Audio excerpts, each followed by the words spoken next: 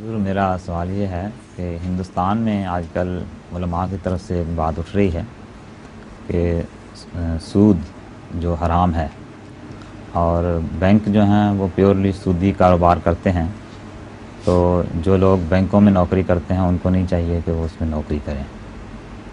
اس سب تعلق سے حرام ہے کاروبار۔ ہاں، وہ کہتے ہیں حرام ہے یہ نوکری تو کرنا۔ یہ کھانا کھاتے ہیں کہ نہیں یہ مولوی؟ تو کھاتے ہیں۔ ہیں وہ چیزیں کہاں سے آتی ہیں؟ وہ اسی سودی کاروبار سے نکل رہی ہوتی ہیں۔ جی یہ وہی مضمون ہے جس کو رسول اللہ صلی اللہ علیہ وسلم نے فرمایا کہ دجال کا اتنا رسوخ ہو جائے گا کہ جو اس کے نیچے نہیں آئے گا اس کو دھواں ضرور پہنچ جائے گا۔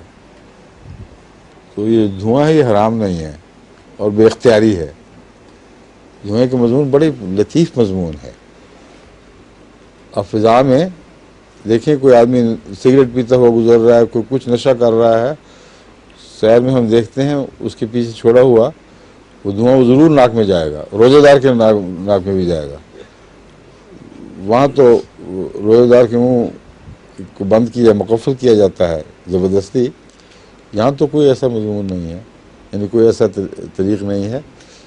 اور جگہ جگہ بسوں میں ہر جگہ کہیں نشئی بیٹھا ہوا ہے، کہیں کچھ کر رہا ہے، روزہ دار کو روزہ ٹوٹ جاتا ہے، اس لیے کہ بالعمد ارادہ اس میں بالعمد کرنے کی خواہش نہیں ہے اور بھاگنے کی طاقت نہیں ہے۔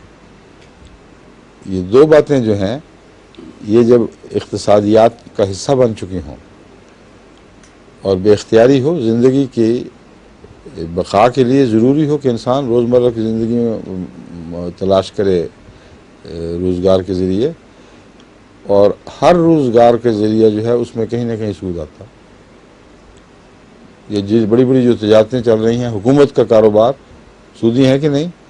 مولویوں کو کہیں کہ سب چیزوں سے استعفے دے دیں، پھر اپنی اولادوں کو اپنے ساتھیوں کو روک دیں۔ ہندوستان کے 11 کروڑ آدمی مسلمان کہاں جائیں گے پھر؟